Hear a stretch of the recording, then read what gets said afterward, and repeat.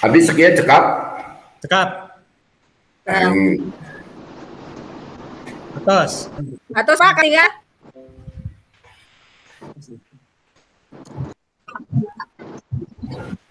Ya, kita mulai saja dan Bapak.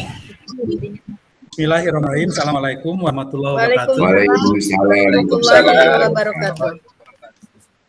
Alhamdulillah, puji dan syukur kita panjatkan lillahi robbi. Sampai saat ini kita masih diberi kekuatan untuk melaksanakan simulasi dari pelatihan yang diselenggarakan di Sekolah Penggerak ini. Pada kesempatan ini saya ucapkan terima kasih kepada Ibu Haja Dede yang mana pada kesempatan ini akan mempresentasikan dengan materi yaitu keterkaitan kerangka dasar kurikulum operasional dengan pendidikan yang memerdekakan. Untuk itu pada teman-teman mari kita simak apa yang akan dipaparkan. Mudah-mudahan ini menjadi bekal kita semua di dalam rangka pelatihan ini sebagai penguatan. Untuk itu saya serahkan kepada Bu Haji Dede untuk memaparkan materi tersebut. Mangga nyalakan Bu. Ya. Terima kasih Pak Haji Suhada Effendi yang telah memberikan waktu dan kesempatan kepada saya untuk menyampaikan materi tentang keterkaitan kerangka dasar kurikulum Sekolah Penggerak dengan pendidikan yang memerdekakan. Baik, Ibu Bapak, apakah itu sekolah penggerak? Sekolah penggerak adalah sekolah yang berfokus pada pengembangan hasil belajar siswa secara holistik dengan mewujudkan profil pelajar Pancasila yang mencakup kompetensi dan karakter yang diawali dengan sumber daya manusia yang unggul. Di antaranya yaitu sumber daya kepala sekolah dan guru. Selanjutnya, apa sih keterkaitan profil pelajar Pancasila dengan pendidikan yang memerdekakan itu? Di sini ada 6 dimensi profil pelajar Pancasila, di mana profil pelajar Pancasila yang pertama adalah berakhlak mulia, adalah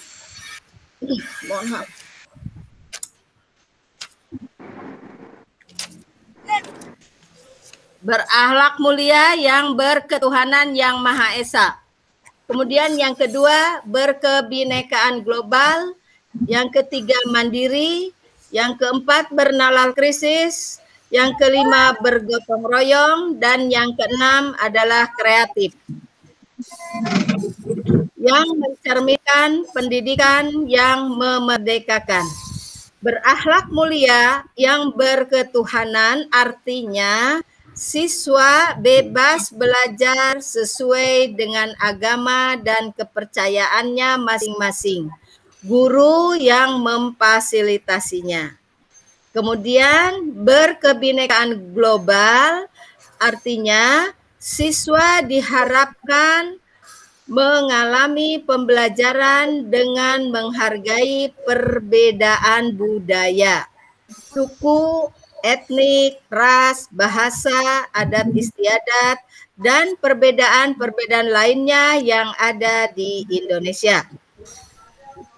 Yang ketiga yaitu mandiri, di mana siswa diharapkan belajar dengan percaya diri, memiliki ide-ide yang cemerlang, mampu menyelesaikan masalah sendiri sesuai dengan perkembangannya. Kemudian yang keempat, bernalar kritis, artinya siswa diharapkan peka terhadap situasi dan kondisi lingkungan. Dapat menyampaikan ide-idenya yang cemerlang, kemudian memiliki rasa ingin tahu yang tinggi, tetapi tetap mengetengahkan sikap santun. Kemudian yang kelima adalah bergotong royong. Artinya siswa diharapkan mampu bekerja sama dengan sesama teman, mampu berkolaborasi dengan lingkungan sekitar, dan memiliki empati terhadap temannya, dan saling tolong-menolong satu sama lainnya. Selanjutnya, profil pelajar Pancasila yang terakhir adalah kreatif. Artinya, siswa diharapkan dapat menghasilkan karya-karya yang inovatif, dapat memanfaatkan sumber daya alam yang ada di sekitar, mampu menciptakan hal-hal yang baru sesuai dengan perkembangan zaman kekinian, dapat memanfaatkan teknologi digital dengan baik sesuai fungsi dan dunianya. Nah, ini pendidikan yang memerdekakan. Pendidikan yang memerdekakan ini tadi sudah disampaikan tentang profil pelajar Pancasila. Ini kerangka dasar kurikulumnya, kemudian ini prinsip pembelajaran dan asesmennya, dan ini adalah struktur kurikulumnya.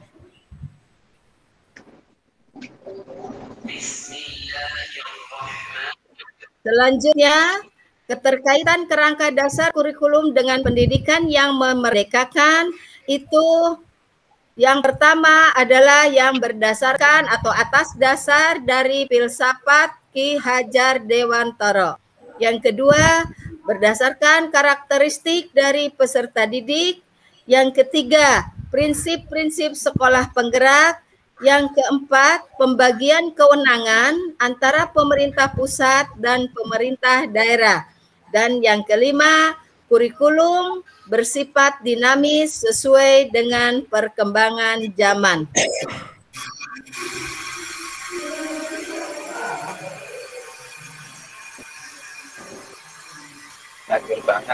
Selanjutnya, keterkaitan struktur kurikulum dengan pendidikan yang memerdekakan. Bebas menentukan pembelajaran. Sekolah diberikan kebebasan seluas-luasnya untuk memberikan pembelajaran. Apakah mau menggunakan tematik berdasarkan tema atau menggunakan parsial yang berdasarkan mata pelajaran. Yang kedua, muatan IPA dan IPS dijadikan satu sehingga menjadi IPAS. Nah, dengan adanya IPAS ini, maka beban pembelajaran akan lebih efektif dan efisien. Selanjutnya yang ketiga, literasi dan numerasi tidak terbatas hanya pada mata pelajaran bahasa Indonesia dan matematika, tetapi menyeluruh kepada seluruh mata pelajaran. Artinya semua materi bebas menerapkan literasi dan numerasi. Yang keempat, pembelajaran proyek. Artinya siswa lebih diberi kesempatan lebih luas untuk mengeksplor pengetahuan dan tidak terbatas pada dinding kelas saja. Artinya siswa bisa belajar di dalam kelas maupun di luar kelas. Ada indoor, ada outdoor, dan sebagainya. Kemudian yang kelima, siswa diberi kesempatan yang luas untuk mengembangkan minat dan bakatnya masing-masing. Yang keenam, kurikulum disesuaikan dengan tahapan perkembangan anak melalui fase-fase. Ada fase A, fase B, fase C. Fase A untuk kelas 1-2, fase B untuk kelas 3-4, fase C untuk kelas 5-6. Jalan niaga teh Kang Jinya. Selanjutnya, ini keterkaitan prinsip pembelajaran dan asesmen dengan pendidikan yang memerdekakan. Satu, asesmen yang diterapkan berdasarkan pada tingkat ketercapaian peserta didik. Yang kedua, penilaian bisa beragam sesuai dengan kondisi peserta didik. Yang ketiga, nilai bukan nilai capaian yang diutamakan, tetapi penguasaan materi yang dibutuhkan oleh peserta didik. Yang keempat, penilaian lebih spesifik atau kontekstual sesuai dengan kebutuhan belajar peserta didik. Dan yang kelima, peserta didik yang belum mencapai level atau belum memenuhi KKM, kriteria ketuntasan minimal, maka butuh pendampingan yang khusus secara kontinu. Demikian Ibu Bapak yang bisa saya sampaikan. Terima kasih, thank you. Assalamualaikum warahmatullahi wabarakatuh. Waalaikumsalam warahmatullahi wabarakatuh. Alhamdulillah, saya ucapkan terima kasih kepada Ibu Haji Dedeh yang telah memaparkan materi tentang keterkaitan kerangka dasar kurikulum operasional dengan pendidikan yang memerdekakan. Sudah cukup jelas dan panjang. Ini mungkin ada pertanyaan, ada saran, atau ada tambahan dari teman-teman. Saya persilahkan. Pak Haji Iwan, ada? Ya, terima kasih kepada Bu Dedeh. Saya hanya bertanya tentang fase di kurikulum sekolah penggerak. Sekarang itu ada gabungan atau pengelompokan fase. Ada fase A, B, dan C. Mohon dijelaskan fase A, B, dan C. Terima kasih. Baik. Baik. Terima kasih Pak Iriawan, Pak Setiawan Irianto. Terima kasih atas apa yang Bapak sampaikan. Tadi saya juga telah menyinggung bahwa di dalam kurikulum sekolah penggerak yang sekarang ini ada fase-fase. Fase A itu kalau tingkatan sekarang adalah kemampuannya untuk kelas 1 dan kelas 2. Kemudian kalau fase B itu untuk kelas 3 dan kelas 4. Kemudian fase C itu untuk kelas 5 dan kelas 6. Maksudnya dari fase-fase ini, kalau memang anak misalnya berada di fase A, yaitu kelas 1 dan kelas 2, kemudian dia diberi asesmen, diberi soal untuk mengetahui kemampuan dia sampai sejauh mana capaian pembelajaran yang dia kuasai, anak tersebut diberi soal misalnya 10 soal ya Pak, 6 soal di kelas 2, misalnya Iwan di kelas 2, untuk mengetahui capaian pembelajarannya, Iwan diberi soal 6 soal di kelas 2, kemudian 2 soal di kelas 1 dan 2 soal di kelas 3.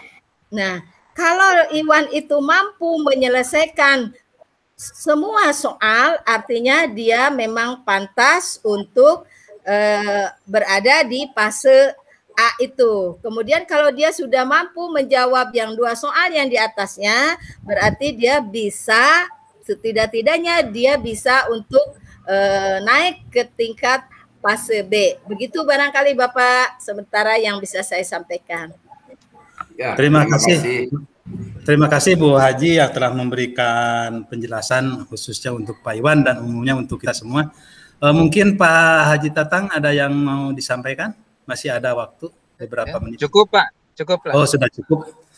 Saya kira kalau sudah cukup, kita ini akan berakhir. Saya ucapkan terima kasih kepada Ibu Dedeh, kepada Pak Haji Iwan, Pak Tatang, walaupun di dalam perjalanan bisa melaksanakan tugas dengan baik ya. Dan saya juga mohon maaf ini kepada teman-teman apabila hal-hal yang kurang berkenan di dalam menyelenggarakan Jumit ini.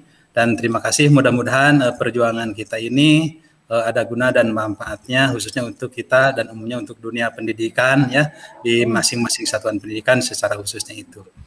Sekali lagi saya mohon maaf, terima kasih. Akan saya tutup saja dengan membaca hamdalah bersama-sama, ya.